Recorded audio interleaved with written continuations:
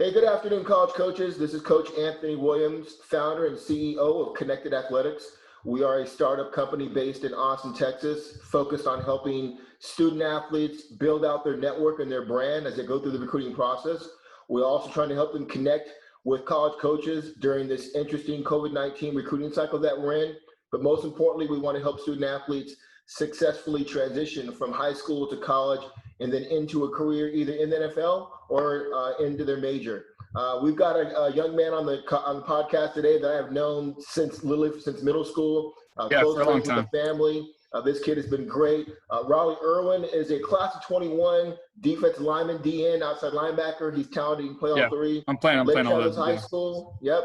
6'2", 245 pounds, 4.0 GPA, 1390 on his SAT, which we're going to talk about. Two-time all-academic, all-district, two-time all-district. Played varsity since he was a sophomore. Raleigh, how you doing this afternoon?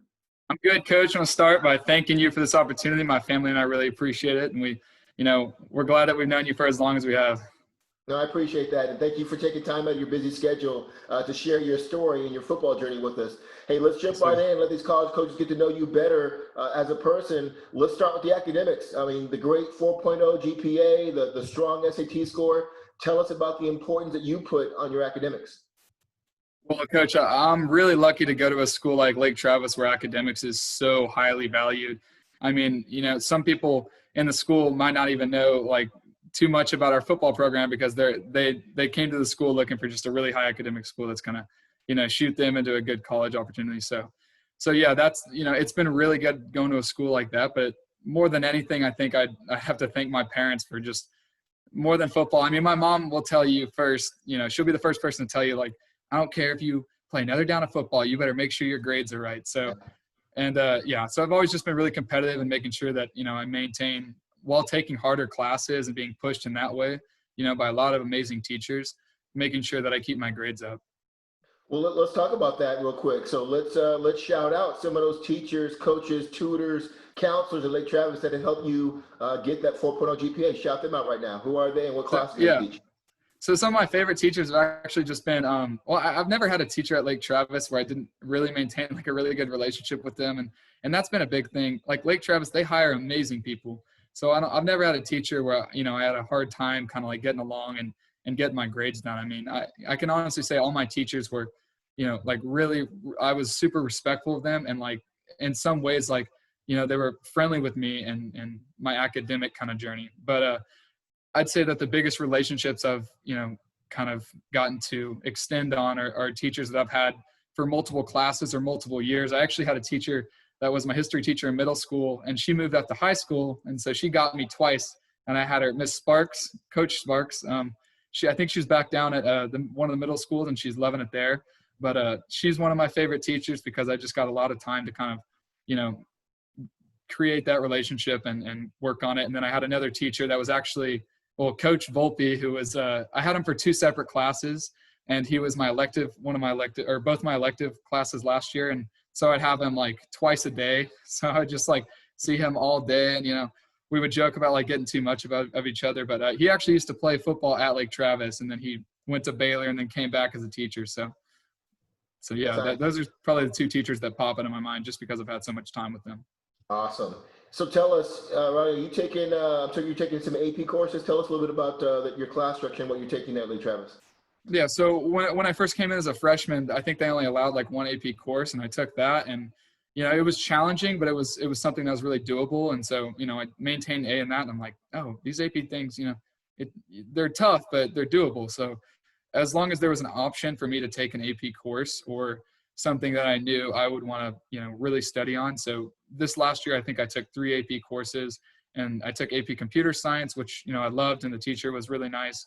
And so that was something that it was fun because I'd never had a class like that. There really wasn't any prerequisite to it other than just, if you can use a computer, come in and we'll teach you. And so it was fun kind of getting a teacher that, took in a bunch of kids that didn't know anything about the subject and how far we came in that year. And then I took AP English 3. And so that was a tough class, a lot of essays and a lot of writing. And, when you're juggling football practice and the rest of your homework, it's sometimes hard to get those essays in. But yeah, I really had a good experience there with Mr. Wiedemeyer. And what other AP class? I'm taking AP calculus this next year. And so Wow. math has always kind of been an easy class for me. And that's something I'm super lucky on. Like, it's not lost on me that most kids find it really challenging to like get their math done, but it just clicks for me. And so yeah, that's probably something I'm excelling at, but yeah, that's kind of been my AP journey. But I'm also taking some dual credit courses just to kind of get a good, I guess, platform to see what college is going to be like. Yeah. And it'll help me kind of give me the opportunity to kind of work on myself and be able to, get my work done on my own time. Do you know how many college credits you'll have by the time you graduate from Lake Travis this spring? I'm not positive because I think it's still in the air on how the dual credit courses are going to work this next year with, just kind of everything being online and stuff like that. I think because they are ACC, credits, so they're supposed to apply to most schools in Texas. But if I do go to school outside of Texas, I'm not sure if they'll apply to some schools. It's just different with every school. But, I think that there is a very high chance that I'm going to be missing or getting to kind of miss on a couple freshman courses that a lot of other college students would be taking. Okay. So have you decided what your major is going to be when you do get to college next year? I'm mostly undecided. I don't really know. I think it's more than anything, it's going to depend on where I end up going. If I go to a huge engineering school, I can work with that and find where I excel in that. And if I go to a huge business school, I'll find what I can excel in that. So I'm mostly undecided, but because of kind of academically speaking, like, I've been a really good numbers guy, and that's just kind of been something that was a strong suit for me. I think I'll end up doing something in the economic sector and getting a business degree. That's just my guess right now. Okay, no, that sounds good. Hey, Raleigh, tell these college coaches they want to understand their prospects' learning style. Are you more of a verbal, visual, or hands-on learning style? Definitely visual. And I think that really comes just from how I've learned the best from like coaches and getting to watch film and stuff like that. But the best way I learn is getting to, see an example of it. So, or having a coach show me like, hey, put your hands here, get your feet here, stuff like that. And me getting to see someone else do it, and then I can visualize myself doing it. But yeah, visual is definitely the one. There's a lot of high school student athletes that want to play in college, but don't have the academics you have. What would be the one piece of advice you would give them dating back to your freshman year to balance being an elite student athlete as you are at Lake Travis?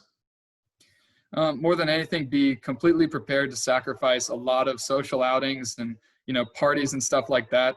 And just focus on knowing that at the end of the day, like, you're going to be a lot happier and a lot more successful knowing that, you can say like, I have a 4.0 GPA or whatever your test score is, than being like, oh, I went to this party freshman year, So definitely be ready to sacrifice stuff like that. That would be my biggest advice. Okay, good stuff. Hey, let's transition to recruiting here. Obviously we're still dealing with COVID-19, but tell these coaches what you've been doing to stay in shape for the upcoming season.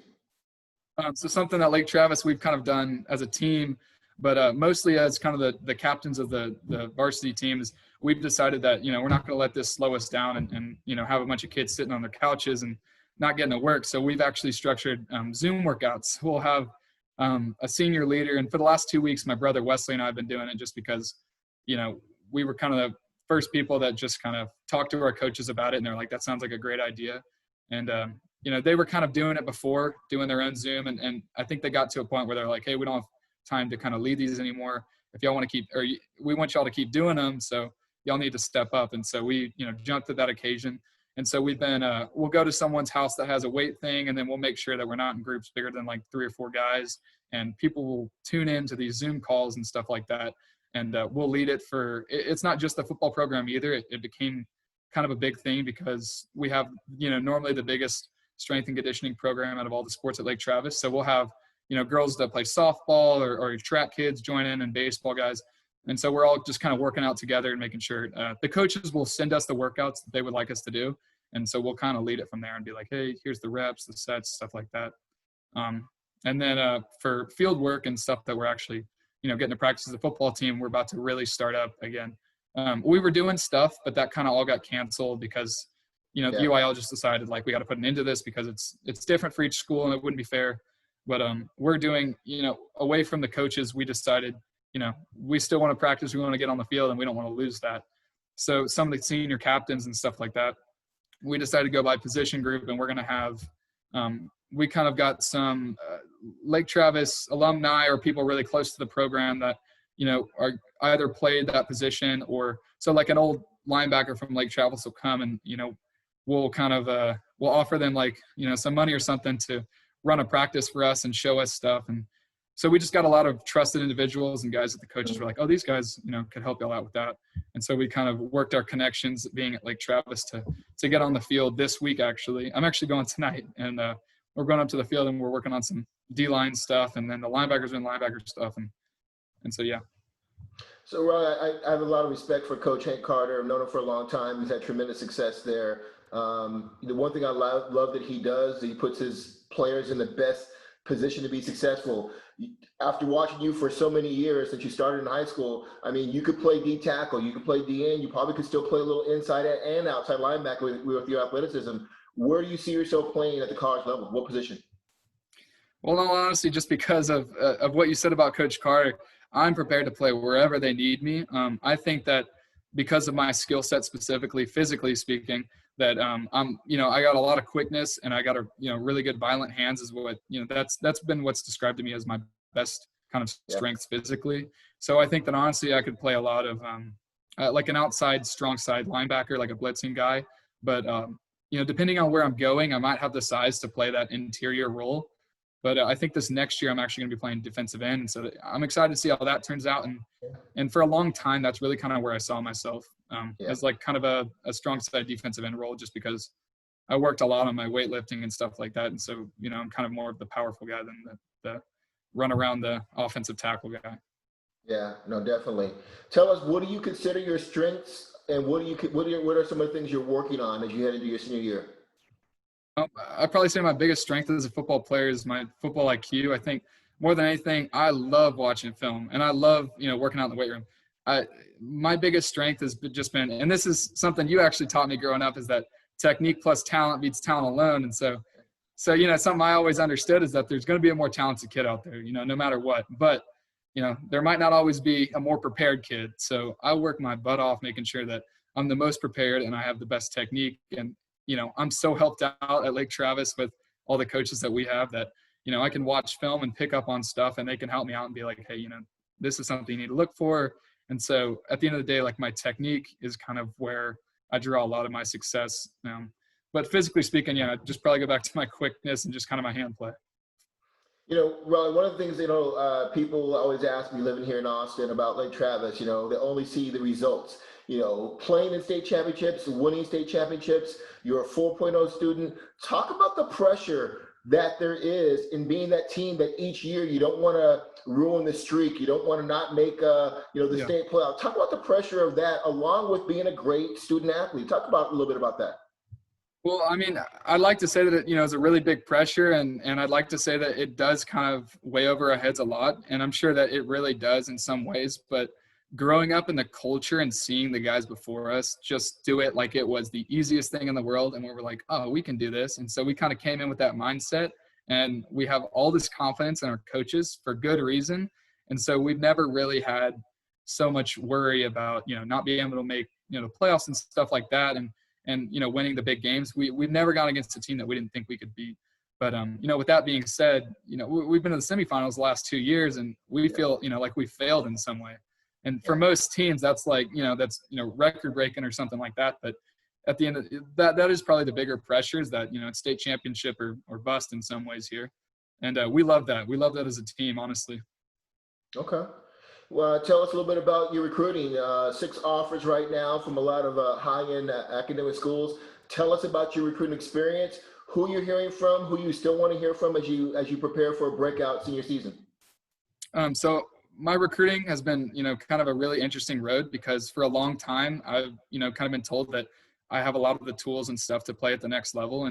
And so I always kind of grew up believing that. And I talked to schools for a really long time. And then, it was weird just because my first offer was just kind of a cold call from this school that I knew was really high academic, but I'd never heard about from a football standpoint in Valparaiso. And so, from then on, I just kind of gathered some other really high academic, offers from schools that, I knew about, but never really had considered. And it just kind of all came to fruition. But I'd probably say being at a school like Lake Travis, I have a lot of eyes on me that I wouldn't anywhere else. And so, yeah, that's probably a really big thing. But something that's so amazing about Lake Travis and in my class specifically is we have Coach Carter, who's seen so many kids go through this process that I have probably I can get some of the best advice in the world from him. And then our new offensive coordinator, who's Coach Mangina, who's technically or who is our recruiting coordinator for Lake Travis. He was a college coach for a while, so he can give me the perspective of those coaches, and he can make the calls and find out the truth. If the school's not talking to me anymore, they might not necessarily tell me that they're not interested anymore, but I can have him reach out, and he can just give me kind of that unbiased opinion, and here's the truth, and here's, what would be in your best interest. And so I'm really blessed to have, kind of those influences. Well, I know you're still open. I've been talking with you about recruiting since you're in middle school. Tell us, just dream scenario. What's the one school that if they come calling to after this interview and they said, hey, well, we want to offer you, that you commit on the spot? What's that one dream school that you look up to since you were a kid? Coach, it's kind of a trap question because the truth is there really isn't that one school. At the end of the day, if I had an offer from every school in the nation, I don't know if I'd commit on the spot to any of them, because I think that's a lot more than just kind of a name value or what other people will tell me about the school. I think a lot of it's going to come down to what's the best fit for me and what my parents and I, are like, oh, we got to go here. And so there is feelings with some of the schools I have that, like, oh man, I could absolutely see myself here and love it. But there's also the feeling with some schools that I've been talking to, but maybe haven't extended out the offer. Like, maybe this is the school for me. We don't know yet. And in some ways I haven't really, I don't really consider a school that, hasn't extended out that offer. So, or seriously consider them as like a landing place for me, because, I'm not going to put all my eggs in a basket that, isn't even mine. But yeah, I don't know if there is that one school.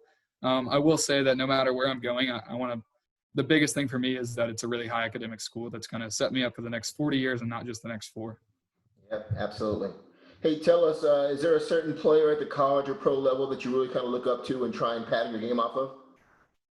Well, he's not playing anymore, but the one that always popped into my mind, I always grew up loving, like watching this stuff, was John Randall. And so, you might know who he is. Yeah, defensive tackle for the Vikings. Yeah. And so he was always told, I think he was about my size. I'm sure once he got to the pros, he got put on 20, 30 pounds from what I am now, but he was always told he wasn't big enough. He didn't have the size. And, he's from Hearn, Texas, and we always drive through, his town, and, we make a big point about it to be like, oh, that's where John Randall's from. But anyway, this guy was always told, like, you weren't big enough. And they told him they were like, you come to the tryouts or something like that, and you weigh this weight, then we'll give it to you. And he goes, man, I woke up the day and I wasn't that weight. So I went to the local sporting goods or something, grabbed a padlock and chain, put some sweats over it, and I weighed in. And then, look at him now, he's an NFL Hall of Famer. So, I just think at the end of the day, it's really going to come down to like tenacity. And that's something that he exemplified throughout his entire career. So I look up to him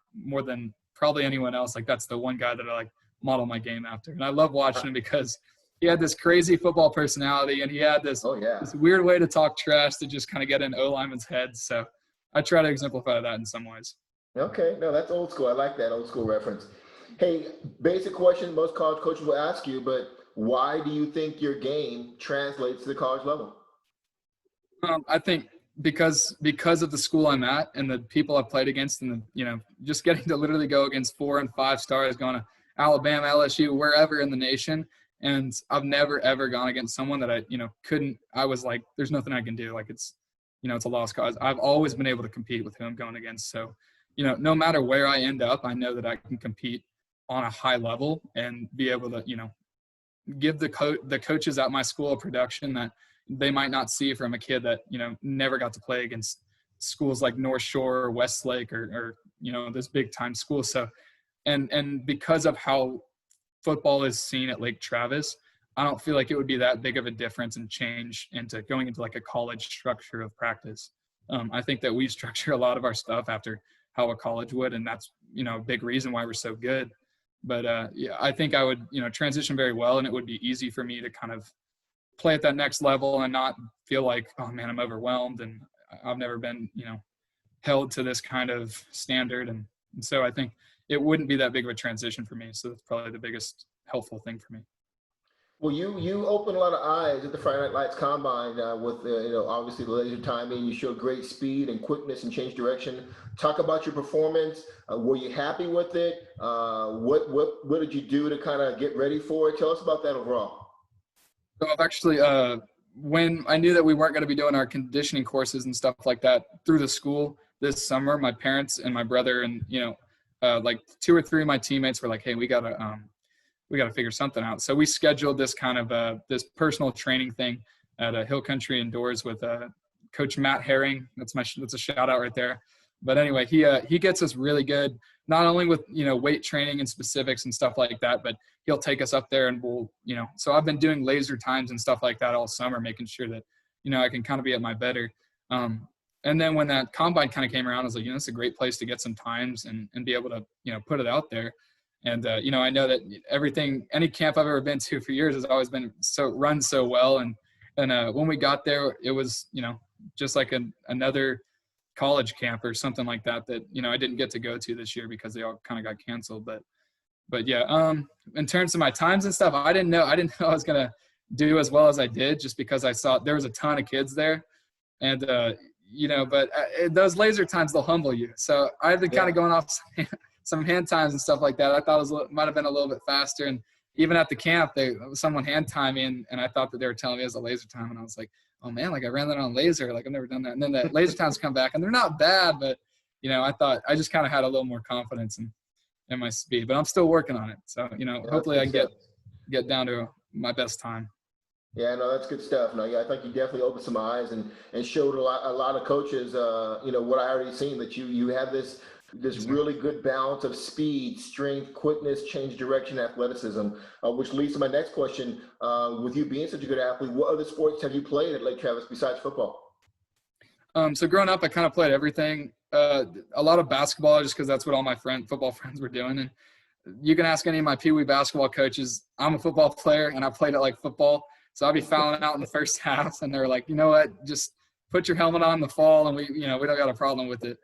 And then I played some lacrosse just because that was something my older cousin was doing, and so that was really fun. And I didn't really play that again throughout middle school or high school until this last year. I tried out for the lacrosse team because I had the coach reach out to me over the winter break, and he was like, "Hey man, we really love to have you on the team." So, I came in first year and I played varsity, and it was really fun, but it did kind of get cut short. But I was having a really fun season, getting to pick up a sport that I hadn't played in so long, and maybe that's one of the last times I'm going to get to pick up a new sport. So lacrosse and basketball and football, and I did track and field for a long time throughout high school, and I only made the switch this spring to play lacrosse.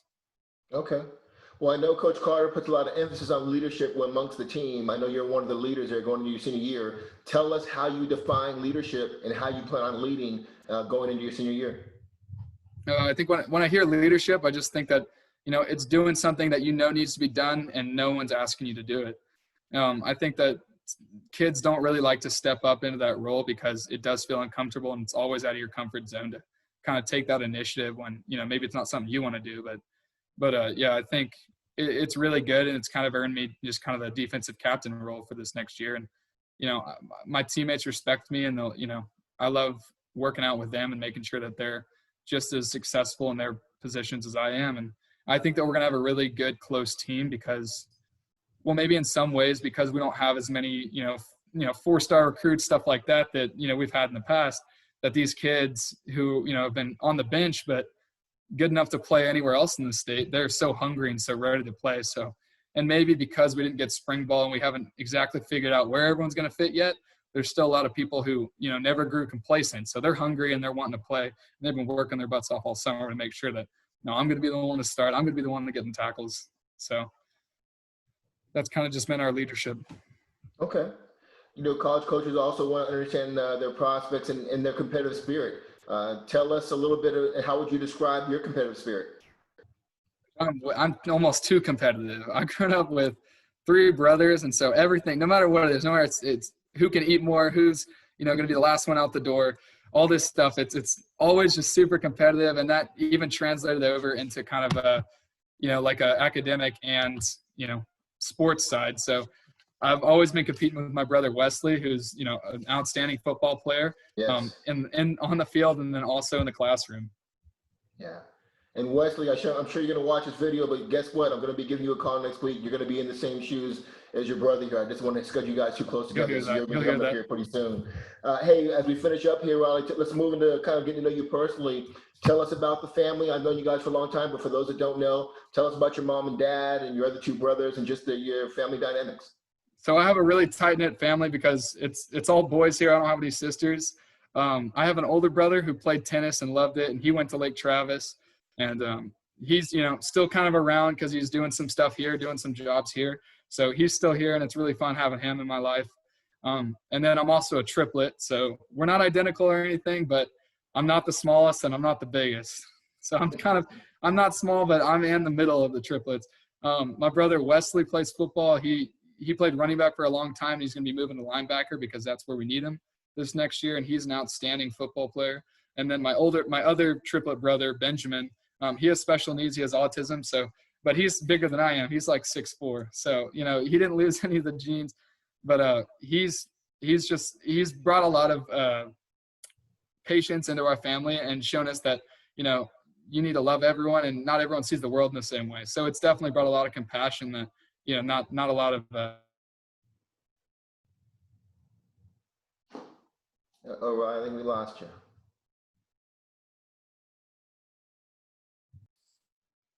Yeah. So with my mom and my dad, they've been a really, really good influence when it comes to kind of my academic career. My dad's always loved me playing football, but he's always told me, if you ever want to play another sport or you don't want to play football anymore, you don't have to. And my mom's always told me that she loves coming to my games. She loves cheering for me. But at the end of the day, she didn't care about football unless my grades are up. So Right. I've, been really lucky to have, a great influence on my life, a great male role model and a great woman in my life that keeps me, on my toes and making sure that, I'm being the best I can be. Great. Tell us a little bit about what you do in your spare time when you're not working out, you're not playing football. What do you like to do? You like to get on the lake, obviously, hunt, fish. What do you do in your spare time? Yeah, so I'll do all that stuff. More than it, like during the fall, there really isn't any free time, and during the school year, I really try and keep my grades up, and I'm always trying to play sports. So there isn't always a lot of free time during the school year, but this summer I've really gotten to kind of hang out with my friends. So whatever my friends are doing, as long as it's something active outside, I'm like, oh, sign me up. I'll go do it. I've gotten to go out. A couple of my friends got boats and stuff like that, and so we've been going out, and I learned how to wake surf pretty good, and so that was kind of what I was doing a lot of this summer. But yeah, I love fishing and hunting whenever I can. All right. Are you a video game guy? Are you a Madden 2K guy, or you don't do any video games? So I don't play a lot of video games just because, I don't know, there's not always been a lot of time. And then also it's just never really been me. But if there was one video game that I did concentrate on for a long time to be good at, it was Madden. There's not a kid in my grade that would play me in Madden that, thinks they would beat me. And I'm not even joking about that. And I'm not bragging. Like, that was a game that I went super competitive at, and kids didn't even want to play it. Like my grade, a lot of my friend group didn't really buy the new one because they're like, no, Raleigh's just going to beat me again. So that was kind of just how, my video game career went. And then no one was playing it. So I'm like, this got boring. Okay. Well, as college coaches want to get to know you better on social media, tell us what apps you spend a lot of time in. Are you a Twitter, Instagram, a TikTok guy? Where do you spend a lot of your time? Almost always Twitter. I think that's probably been the biggest app for me that, because it does keep me up to date with, sports and the news and stuff going on with, COVID and everything like that with sports. But, and then it's given me a platform to reach out to coaches and stuff like that I couldn't use any other social media really to do. So, Okay. Yeah, Twitter more than anything. And that's what I'm always checking to see, what's going on with my teammates and stuff like that, and guys getting offers and committing and stuff like that. But yeah, Twitter more than anything. Okay. And then tell us your music taste. What do you like to listen to when you're working out or pre-game to get you hyped? So, if you ask my friends, they'll tell me, don't pass Raleigh the aux cord to plug it in because I'll play anything. I love country. Not a lot of the guys out here love country. But when it comes to kind of a pre-workout and stuff like that, I don't know, maybe Travis Scott, some Texas rapper, stuff like that. Just people that I love hearing and everyone likes to kind of play. But there's this song by Meek Mill, who's a rapper that we would always play before our football games at Lake Travis, and so maybe a lot of him. Okay. Yeah. And then as we're trying to come out of this COVID-19 environment in school, starting and eventually getting back on campus, what's your shoe game looking like? Are you a big shoe guy or no? I'm not a big shoe guy. Honestly, I would wear dad's shoes my whole life, if I didn't ever get any money. But I did a lot of odd jobs this summer and I just had a lot of money. And so there were kind of these pair of like Air Maxes that I really liked. And I was like, I never because they're expensive. The sneakers, they're not cheap. Yeah. So I never really pulled the trigger. And then I got the money, I was like, I like them. So I bought them. I'll wear those. And then I also bought a pair of Vans just because, when I'm hanging out with my boys and stuff like that, those are real comfortable. But yeah, Okay. not a huge shoe guy. I call this my dream scenario question. Let's say you have a great 3 or 4 years in college and you find yourself in New York City at the NFL draft. Who is sitting at your table waiting for the commissioner to call your name? That's always been a dream of mine. So I talk with my mom about stuff like that all the time. But they might have to pull up a couple more chairs. I think the question was like if it's like 4, because I'm bringing my brothers and my parents, and I got a big family. So yeah, definitely I'll bring everyone in my family I can. Okay. Well, hey, another thing that coaches want to know as we finish up here is, what are you doing to give back to your community? Are you involved with your church? Are you guys doing nonprofits? What do you do to give back? So actually, my brother and I are really active when it comes to, our church and stuff like that. We've been doing FCA and we love doing it in middle school. We had a really good foundation at Lake Travis to do that in middle school. We did it throughout high school. And then we got really tied up with something Young Life and Wildlife, if you know what that is. And so Wesley and I always kind of grew up doing, Bible study and stuff like that with some great male role models and guys that were just outstanding dudes. And so Wesley and I actually got chosen to, lead that for some middle schoolers out here. And we jumped at that. We were like, we want to be those dudes for those guys. So Wesley and I are actually going, weekly or every other week to go, lead a Bible study for some middle school guys. And, we're the big football players that look up to us like that. And then also we do a lot of stuff with, Benjamin and volunteering stuff with people with special needs. And so our church, Austin Ridge, does a really good job. They do something called Night to Shine paired with the Tim Tebow Foundation. And so that's this, it's basically a big prom for guests with special needs. And our brothers and I, we always sign up for it. Benjamin loves doing it. He's always in it. So he loves doing it. He's like always excited. Like it's a big party kind of thing for him. But, we have a lot of really good opportunity out here to, volunteer and stuff like that. Good stuff. Hey, as we finish up here, we talked about the elevator pitch. In 30 seconds, tell these college coaches why they should recruit you and what you're going to bring to their program. Well, first of all, I'd like to say that I'm a 30 game starter. I've been starting from the first game I came in as a sophomore just because I got the opportunity to do that. And Coach Crowder goes, man, if you listen to me and if you work your butt off, you can do this. And doing that at a school like Lake Travis, one of the best schools in Texas, at one of the top division, probably the top division in the country, 6A Division I. I've been voted 2-time all district, 2-time academic all district and stuff like that by, the coaches in my district. So obviously I get a lot of respect from them and I really appreciate that. I've been able to keep a 4.0 on top of all of that and a 1390 on my first SAT. And so I'm lucky. I was one of the lucky ones. Not a lot of kids in my grade got to take their test this year because of everything that went on.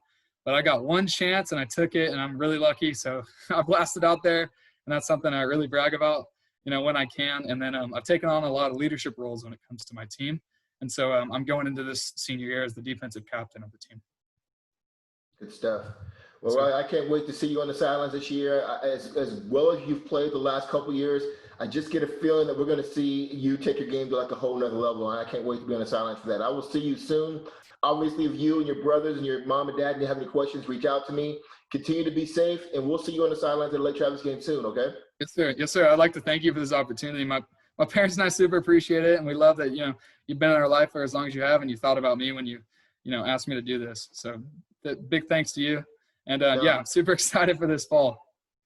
Thank you. And, hey, have a great rest of the day, and I'll see you soon, okay? Yes, sir. See you soon. All right, thanks. All right, bye.